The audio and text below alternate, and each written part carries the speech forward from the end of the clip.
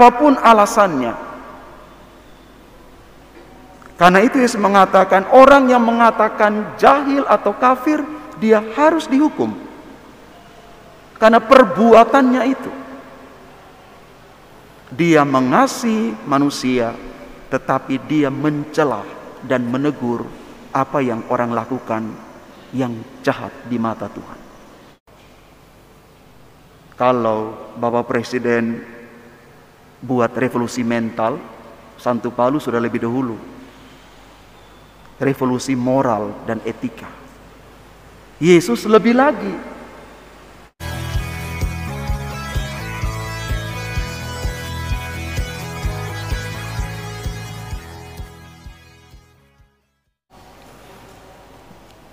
Hidup keagamaan kita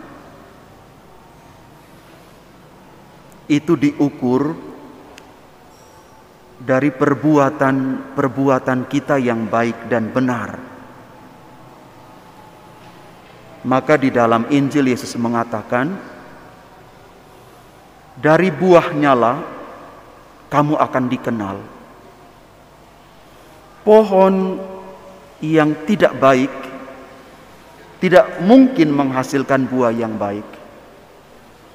Sebaliknya, pohon yang baik pasti menghasilkan buah yang baik. Inilah nilai tertinggi dari hidup keagamaan kita.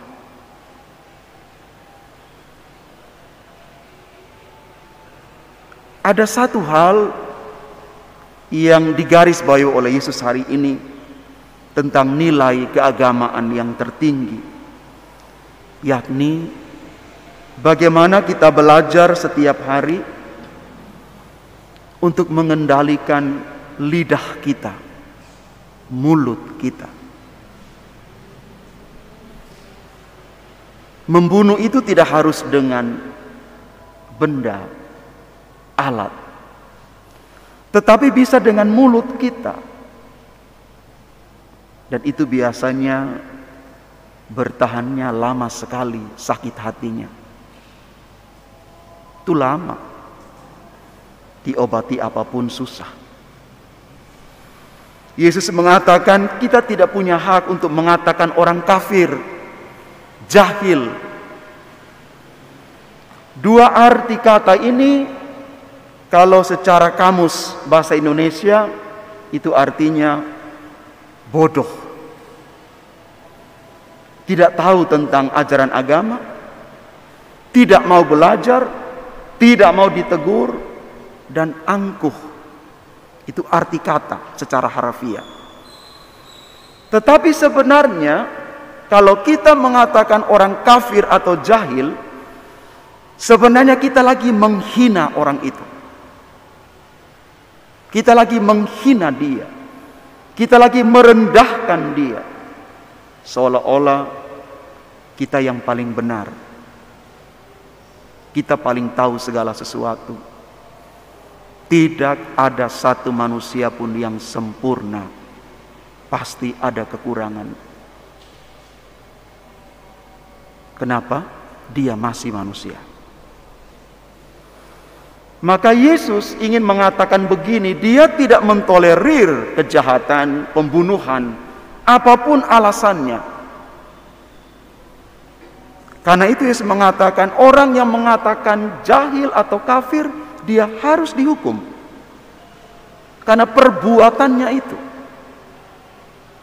Dia mengasihi manusia, tetapi dia mencela dan menegur apa yang orang lakukan yang jahat di mata Tuhan. Atau di dalam bahasa Santo Paulus, kalau kita baca yang dikatakan Paulus dalam Roma bab 12 ayat 2, Paulus mengatakan kita harus punya yang namanya revolusi moral dan etika. Saya kutip nilai revolusi moral etika itu dari Roma bab 12 ayat 2. Paulus mengatakan begini, janganlah kamu menjadi serupa dengan dunia ini, tetapi berubahlah oleh pembaharuan budimu, sehingga kamu dapat membedakan manakah kehendak Allah, apa yang baik, yang berkenan kepada Allah, dan yang sempurna. Kalau Bapak Presiden buat revolusi mental, Santo Paulus sudah lebih dahulu. Revolusi moral dan etika. Yesus lebih lagi.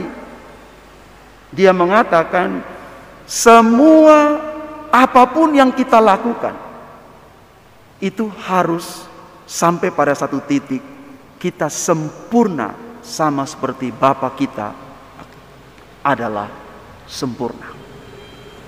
Bapak, Ibu, Saudara dan Saudari yang terkasih, apa pesan firman Tuhan hari ini untuk kita? Saya selalu dalam refleksi saya mengatakan begini pada diri saya, dan bisa saya sharingkan kepada Bapak Ibu. Marah itu bukan karakter. Marah itu keputusan. Sekali lagi, marah itu bukan karakter, tetapi keputusan. Ada yang mengatakan, Romo, saya itu pemarah. Kalau istri saya bikin salah, saya marah. Anak-anak saya akan marah. Kolega-kolega kerja saya akan damprat betul-betul. Sedikit-sedikit marah. Sedikit-sedikit marah. Lalu saya bertanya kepada dia, Pak, emangnya bakat marah ya? Hobi marah? Cuma senyum-senyum. Dan saya mengatakan kepada dia begini, kan Bapak ini kayaknya pemarah dan garang sekali ya, kelihatan ditakuti. Misalnya, Bapak lagi ngopi di tempat kopi, warung, lalu orang senggol gelas kopi Bapak. Bapak bagaimana? Oh, Romo, tak patahkan lehernya. Pasti ku damprat habis-habisan. Oke, baik Pak. Tapi kalau seandainya muncul seorang yang bertubuh besar, tegap, angkatan lagi, dengan pengawalnya 3 orang bersama dia, senggol Bapak, Bapak masih berani enggak? Romo, enggak, ampun, enggak. Itu bukan karakter, itu keputusan. Pesan yang kedua, mari jaga lidah kita, jaga mulut kita, cara bicara kita. Karena mulut kita ini bisa membawa berkat atau kutuk dalam bahasa kitab suci. Dan ingat, agama kita itu adalah agama yang penuh kasih. Bukan agama kekerasan, bukan agama ramai-ramai, bukan agama demonstratif, bukan agama tukang fitnah, bukan agama yang penuh dengan kemarahan, tetapi agama yang penuh dengan kasih. Dari buahnya lah kita akan lihat kita orang-orang yang sudah beragama dan beriman yang benar atau belum. Tuhan memberkati kita. Amin.